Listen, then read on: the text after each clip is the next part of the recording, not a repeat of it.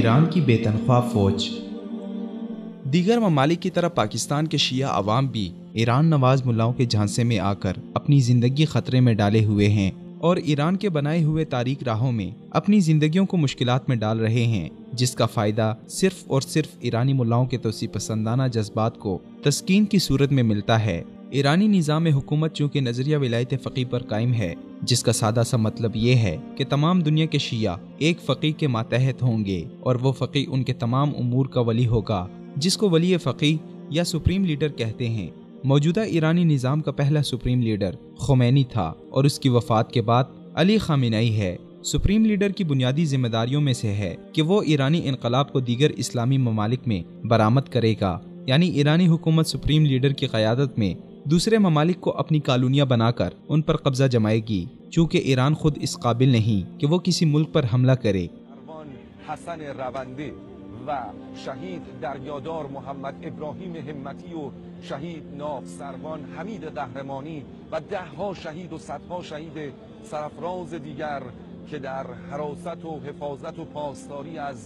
آبها و مرزهای دریایی کشور عزیزمان ایران عاشقانه بر قلب دشمن تاختند و این آرامش و امنیت را به همه ما هدیه دادند۔ اس لیے وہ دیگر ممالک کے شیعہ عوام کو مذہب کے نام پر ورغلا کر عسکری ٹریننگ کے بعد انہیں اپنے مفادات کے تحفظ کے لیے ان کے ممالک میں یا پھر جنگ زدہ ممالک میں اپنے مفادات کے لیے استعمال کرتا ہے۔ دیگر ممالک کی طرح وطن عزیز پاکستان بھی خمینی انقلاب کے بعد خاص نشانے پر رہا ہے۔ مختلف شہروں میں موجود خانہائے فرہنگ ایرانی سفارت خانے کی زیر نگرانی پاکستانی شیعوں پر کام کر رہے ہیں۔ یہی وجہ ہے کہ پاکستانی شیعہ اپنی مجالس میں ایرانی سپریم لیڈر اور حکومت سے وفاداری کے گیت گاتے ہیں۔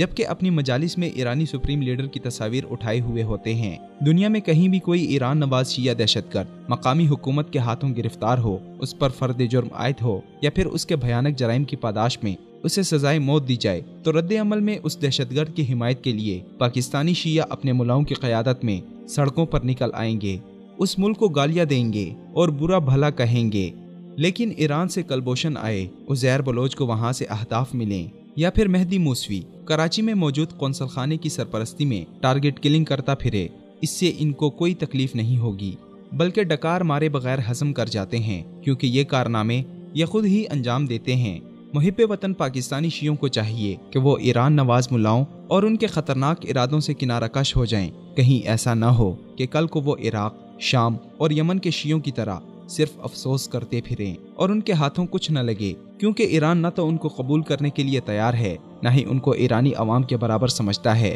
بلکہ اپنی عوام کو پیچھے رکھ کر ان کو شام، عراق اور یمن کی جنگوں میں جھونک رہا ہے۔ حکومت کو بھی چاہیے کہ وہ ایران نواز ملاؤں پر کڑی نظر رکھ کر ان کے منصوبوں کو خاک میں ملائے، تاکہ سادہ لوح شیعہ عوام کو مذہب کے نام پر ایرانی مفادات کے لیے استعمال کیا جانا بند ہو جائے، جبکہ ایرانی حکومت کو بھی دو ٹوک انداز میں پیغام دینے کی ضرورت ہے کہ وہ پاکستان میں مداخلت کرنے، شیعہ دہشت گرد بھرتی کرنے اور تخریبی سرگرمیوں سے باز آ جائے۔